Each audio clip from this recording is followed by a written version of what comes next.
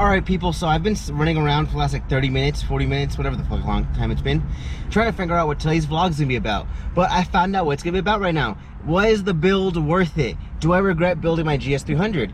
Do I regret manual swapping it? Do I regret buying the car in general? Should I have bought a 350Z? All those questions will be answered shortly. But for now, what we're going to do, we're going to take some photos of this bitch, because I think it's looking pretty today. I have some time to kill, and I want to go and take some rollers of this thing. So you're going to catch up with the process right now. Wait till the end to get those answers. For those of you wondering how to take decent photos of your car, the trick is find a good spot with good lighting. Always turn your front wheel in just a little bit. That way, no matter how ugly your car is, it gives it a little bit of character and it makes it look like you didn't actually just park there and randomly take a photo. So, camera in this hand, and you guys are going to see whatever the hell I put with the video through the GoPro. And these are posted on my IG, so follow along. You're going to get a little montage of the process right now.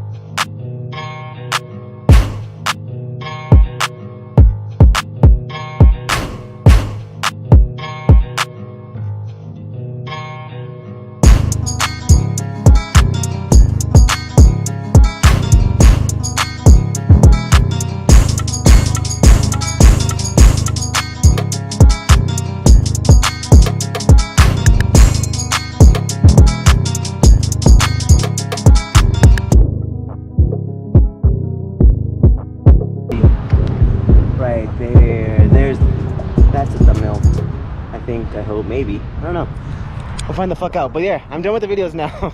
So I'm gonna go ahead, put the GoPro on my dash, and then I'll tell you guys all about what I was gonna tell you guys to begin with.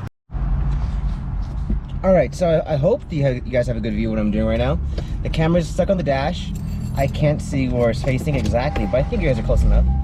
Let me get yours a little more adjusted. I think that's perfect. So I took off the hat, so excuse the hair because it's fucking hot out here, and windows down is a requirement if you're a car guy in California, even if the AC works.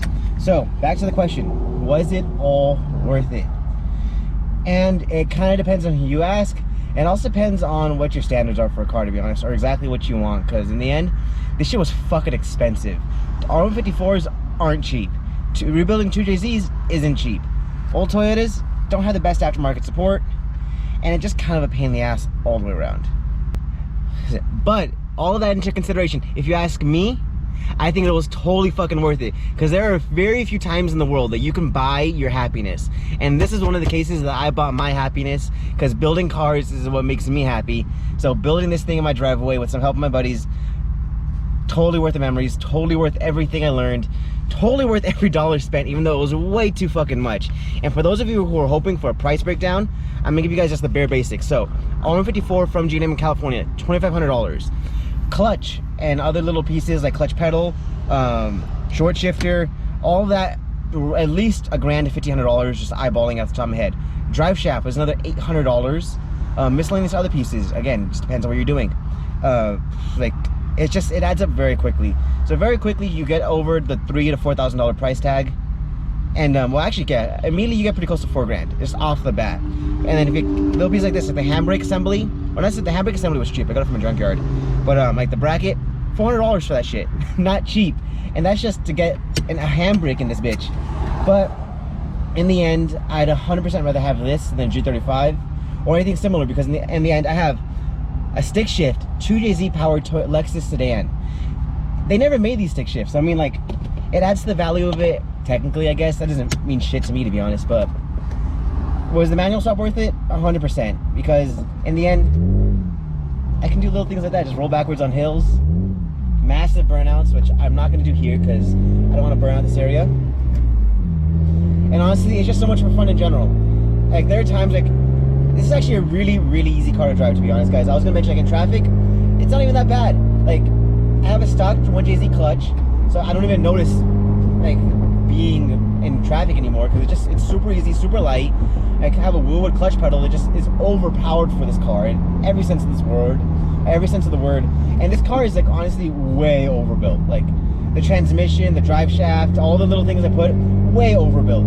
Everything was overbuilt. And being a Toyota, all the other shit was already overbuilt from the factory as well. So in the end, I have a extremely overbuilt car that's super low power, which is kind of slow, but I mean, it's enough to get you in trouble.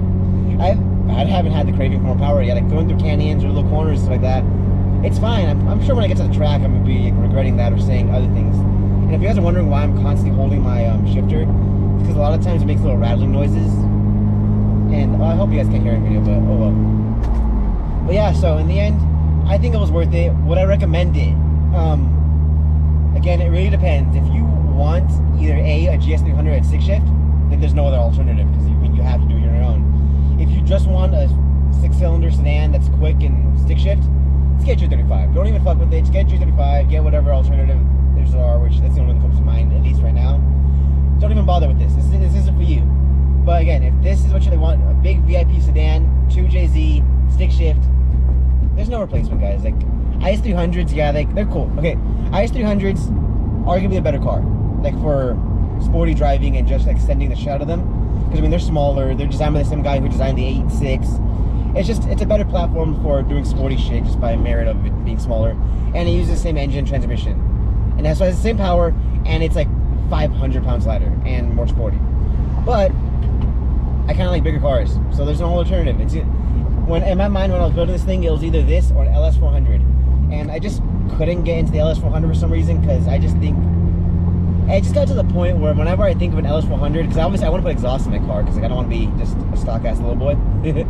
But I don't know, every time I heard V8 noises, I just think it's a Charger or something like that. And it just kind of killed it a little bit. And I wanted a car at least to look a little bit more modern. And LS400s in this area are a pain in the ass to find in any reasonable condition.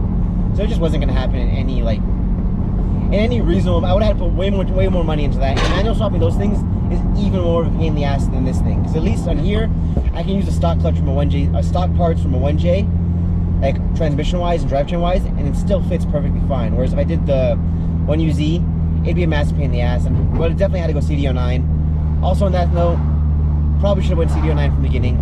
Price difference is negligible in the long run. If you're doing the swap, just go CDO9 or W58. Actually, no, don't go W58. Those things are trash.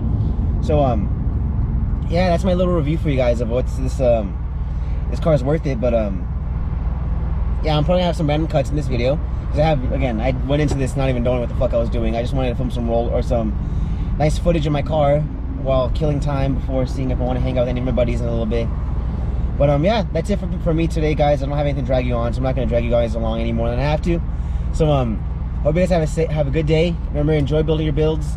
Oh, and also, quick note, for anyone who showed up to my car meet the other day with Authentic and Real Car Club, thank you guys for showing up. It was fucking killer. Check the Instagram page for the post about it, and then follow Authentic and Real on Instagram. Homeboy really puts in work, deserves a follow. Don't forget to follow Norway's page as well, as a little plug for myself.